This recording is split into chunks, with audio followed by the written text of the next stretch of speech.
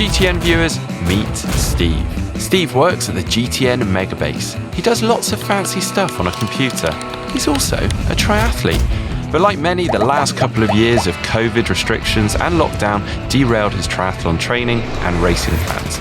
He was left demotivated, and in his own words, I feel like I'm starting from square one again. This year he also turned 50, the big 50. And over a beer, he rather foolishly proposed that he would like to Qualify for the Ironman World Champs in Hawaii. A couple more beers later, the project Hawaii 50 was born, and we're here to help him.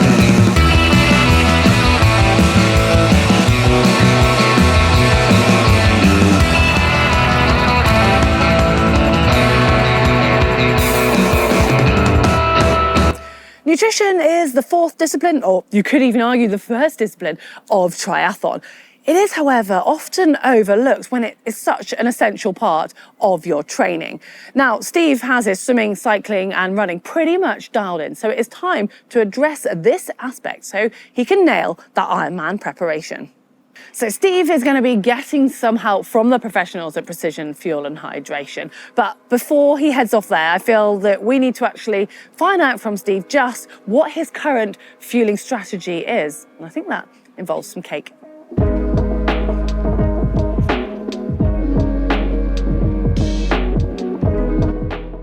Well, before I chat to Steve and tuck into my cake, more importantly, just a quick reminder, we would love it if you guys want to support the channel and you clicked on the globe to subscribe.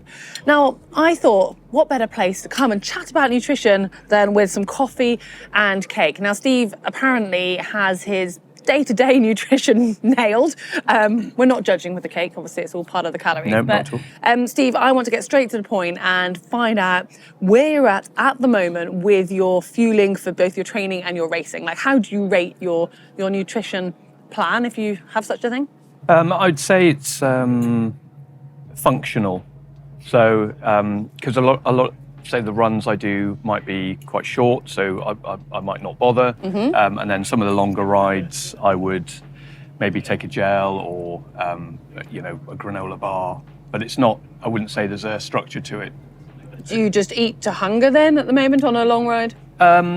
Yes, I would say. So on a longer ride, I don't. I would probably try and preempt, Okay. because we've all sort of bonked and it's not a great feeling. Mm-hmm. So I'm always conscious of that on the longer rides. So yeah, I might take just have a granola bar or something that I'll just try and preempt that happening. Yeah. And I try to be quite disciplined with my fluids, although I know I don't drink enough. So I'll try and get through drink regularly. So So how do you know you don't drink enough? Like, what's telling you that? Just dehydration. What, banging headaches and not able to wee for a while? Yeah, cramp. That Okay, kind of thing. and even that doesn't push you enough to... It's enough to remind me to take a bottle out on the next ride. Okay. And then if it's a long ride, I'll try and stop.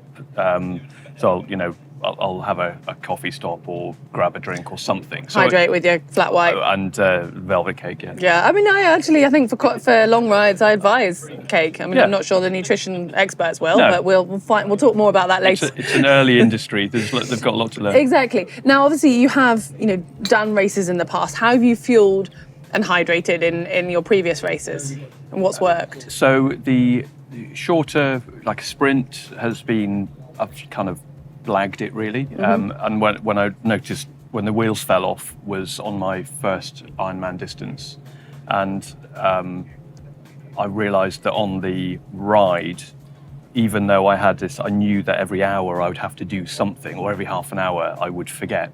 And it was amazing how quickly I forgot. And then there was a period of time where I hadn't drunk or just hadn't eaten something. Okay. And then I started to get that feeling of, fatigue, and you're thinking, I've left it too late. And then you're kind of playing catch up.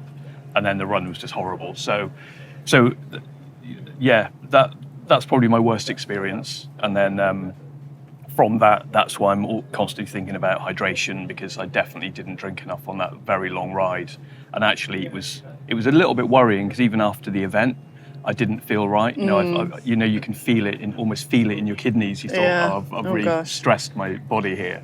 So So yeah, lots to learn, or certainly it'd be nice to have a plan to sort of put some structure to it. And do you use actual sports nutrition when you're either racing or training? Do you use any products in particular? I've tried to, with mixed results. Some work better than others. So I've tried. I'm a real food person though. So even on a long ride, I would, I would almost like cut up a ham and cheese sandwich into squares and wrap them individually like rice cakes. So I'll do that and then supplement with a gel or something like that. But probably 20% is sort of artificial, I would say. But yeah, then obviously there's practical side of carrying, 14 ham and cheese sandwiches. And the time of making them in the morning, Yeah, and keeping them cool, so it can be a challenge. Yeah. And Steve, you've obviously mentioned you don't drink that much as part of the reason of dehydration, but do you have any idea if you sweat a lot or if you're salty in your sweat, or any idea about that? I think in a normal way, I do, in that if I'm doing a Zwift session and I forget to put the fan on, I'm going to overheat, and so I would sweat in that. Yeah, I think anyone would. Really. Yeah, and then, but I think where it gets a bit more grey is where you're on a long ride and it might be windy and a bit mild. That I don't think I do. Yeah. That sort of even if I'm using a lot of energy. So I feel like I'm probably quite normal in that sense. Okay, interesting. Well, I mean, some interesting answers, and it does sound like there's quite a lot of work to be done, which is a good thing because that means there's more room for improvement. Definitely. And as much as I love cake, I am not a nutrition expert, so I'm not sure that. I don't know. You were right with the red velvet. Yes, it does look good. Great advice. But I'm pleased to tell you that actually the Precision Fuel and Hydration guys are coming into the office, and they have enough time, and they want to see you. So they're very nice. They will be kind with you. They will ask you lots of questions, and they won't judge, but they will give you lots of recommendations. So you'll be going through a sweat test. They'll also go through, obviously, ask some of the questions that I've asked, but they'll be giving you a full nutrition plan that will actually suit with your race. They'll look at the conditions for your race and things like that. So you'll have a plan to go away and work with. So yeah, that's very cool. I'm going to send you off and leave you in their capable hands, and then hopefully you can report back and tell me what you've learned and what your new strategy is. I can't wait. And they do let you eat cake still, don't worry. Good, it's part of the plan, yeah? Maybe not on race day. Okay, fine. All right, we'll see. Cool. Right, Steve, sweat test time. Yes, looking forward to it. What this is a bunch of equipment that's going to take a sweat sample from you. You don't have to exercise, so you're all good there. Okay. And we're going to run it through the analyzer and tell you how much salt you lose in your sweat. Okay. Because that's something that's really important to know if you're going to go out and do a race, especially a long, hot race like the Hawaii Ironman, hopefully. Yeah. Or a short, cold one in Cork, if I don't finish it. Less important there, but I'm sure you'll be doing lots of long distance training, so we'll get you plugged in and find out. This part of the test runs for 5 minutes, and this is where we put an electrical current through these spots, and you're going to start to sweat underneath the red one. Okay. Then we put a collector on to collect the sweat, and then we run it through the analyzer. And what we're looking to do with the sweat sodium test is not necessarily zone in on like exactly what the number is here. We'll get an exact number, but what we're more interested in is whether that number is like lower than average, about average, higher than average, or really high, because that's going to have a big implication on what kind of drinks you need to use, how much electrolyte you need to replace when you're doing something that results in you sweating a lot. Right, okay. Right there's your sweat, look, starting to come through. So we're going to measure your sweat now. This is just a cap that we take off, and then I'm going to pick up this bit of the tubing. Oh yeah. And then we'll get a number. So, Steve, we have your number, which you saw on here, which was 67 millimoles per litre, which equates to about nearly 1,400 milligrams per litre. So that's how much sodium's in your sweat. The average, if we took 1,000 people off the street, the average figure we'd see would be somewhere between about 950 and 1,000. Okay. At the low end, we sometimes see people whose sweat is very, very dilute, say down at 200 or 300 milligrams per litre. They're rare, but they exist. And then we see people who are right at the other end at over 2,000 milligrams per litre. Who are the fastest in that bunch? Hard to say, but in general, if you're going to design an endurance athlete, you would put them on the lower end rather than the higher end because they're losing less salt, so they have to replace less. Yeah, and then So we've tended to see a trend. So we sweat tested a lot of the professional triathletes on the PTO tour in 2022. Yeah. And as a group, they skewed low rather than skewing high. Okay. Which is potentially what you'd expect to see in a group of, the world's best endurance athletes. Maybe there's a bit of selection bias in there, and also they're people who are trained and acclimated to the heat. Does that change? A little bit, but not a lot. Right, so you can't sort of out-train it or anything. You can push it around a little bit. So with heavy dietary manipulation, reducing the sodium in your diet, heavy acclimatization, you might drive that number down a little bit, but not necessarily by a lot. Yeah. And interestingly, your score up at 1,400 is like significantly higher than average. So it does mean that this is useful information for when you start to prepare for longer and hotter races. Yeah, because absolutely, yeah. we can give you a stronger drink to Right. counteract some of. It's a good starting point. That's all it is at the moment. It's you've got the headline numbers, and you're going to need to just start working towards those. Yeah, fantastic. Does that get you off on the right foot? It certainly does. Yeah, and then what you can also do is you can book a call with our squad as you go through the training. This is what we do. We have free 20-minute video calls. You just talk to Mark, get the email, book a call, and let us know how you go and start chatting. We've brought a load of products for you to try. Oh, brilliant. So you're in the zone. Amazing. Ready to go. Great, thank you very much. All good. Yeah, excellent.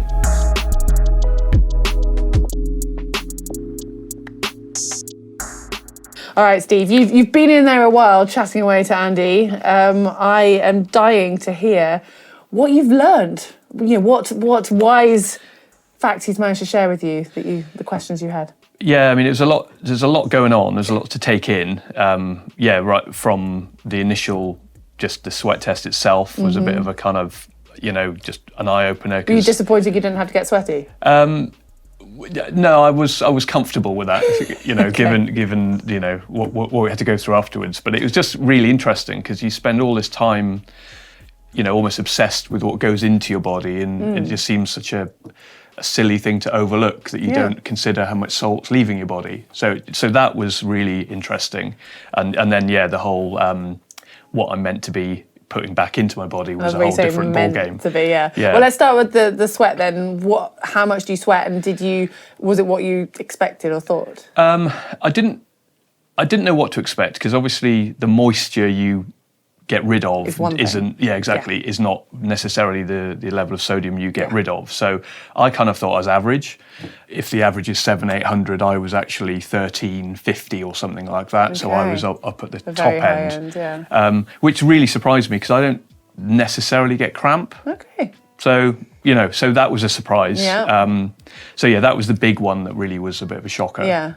And what about your actual sort of nutrition? I mean, you had questions for me, which I'm sure you've asked Andy. Were there things that you've learned from this? Or what have you learned? Come on, share with me. I think it's just volume, lack of, I'm not covering my numbers. So, for example, if, he's given me a kind of bit of a race pack of, he was kind enough to give some different samples of what I could be taking. Mm-hmm. So if a smaller pack was like 30 grams of carbohydrate, I've got to be taking pretty much 2.5 of those per hour, in addition to the 15 milligrams of sodium. Yeah. So it was a lot more than I expected, because I thought, hang on, if I'm on a bike for 5-6 hours, that's like a lot of carbs to be carrying. Yeah. So that was a surprise. I'm still not sure if I can make those numbers, so I'm just going to try and see what happens. So is your plan to sort of try to start to incorporate taking on more in training, or have you got strategy after this? I know you're probably still processing it all. No, definitely, because it was all stuff I was thinking of anyway. So I think the numbers he gave me were the optimum. Mm-hmm. So it's a ramp up to that point. He said, don't go out and do that now. But he said that would be my race strategy. Yeah. And so I just over the next sort of few weeks or months, I'll just start to kind of experiment with them and just see how they feel, because they don't feel natural to me. I'm not going to lie. So I need to sort of, smuggle them into a sausage roll or something. Yeah. So yeah, it was really interesting though, and clearly he knows a lot about nutrition and hydration. You look a little bit nervous about the amount that you've got to take on, Steve. Is it actually like something that's really concerning you, or have you now just got it right? You know what you've got to do. It's almost like part of your swim, bike and run. It's now nutrition training as well. Yeah, I think if I can get the sodium right, because that's easier, I can work that out in my head. Stick it in your drink bottle, drink it. Yeah. And then I did ask about the practicality of you hit a feed station. And, do you have to sort of cruise along at, 40k an hour, pop the bottle, try and pop it. While still on your aero bars, yeah, exactly. So he said, no, you don't have to sort of do that. But he's got the sodium capsules. Yeah. So I thought, right, that I sort of connected and thought, right, okay, I can get my head around that. But yeah, it's just, there's a lot of, that is a lot of grams of carbohydrate you've got to carry, and it just seems like, so for 75 an hour. Have you added up how many gels that is then? Well, it's like it's sort of almost like 10 to 12 on the ride. Yeah. And I wouldn't. I'd have two. That just at the end. Put them all out. That's a lot of. That's a lot of gel. It is, isn't it? And then he talked about putting them into, decanting them into a water bottle. Yeah. So yeah, that's it's almost like a discipline in itself. Yeah, it is. So it's almost another quite large kind of training thing to think about. Yeah. So yeah, I'll see how it goes. Okay, well we will be touching base whenever we catch up with you next and finding out how the swim, bike, run nutrition training is going. Yeah. Four things to train for now. Yeah, I know, something else to think about. It's not getting easier, this. It's actually getting harder. I get closer to the race. It is, isn't it? The more professional, the more help you get, the more there is to process and kind of work out. Well, thank you for sharing that with us. It's interesting, and I'm sure lots of people will have learned as well, because I think a lot will be surprised at how much that is. But then compared to the pros, that's still minimal. It's crazy how much they take. Yeah. No, it's definitely another science, which, it's been good to learn something else. Yeah, awesome. Try to learn. Yeah. Well, thank you again, Steve, and obviously a big thanks to Andy from Precision Hydration. Hopefully you guys have enjoyed it and you're enjoying following Steve's journey. Give us a like if so.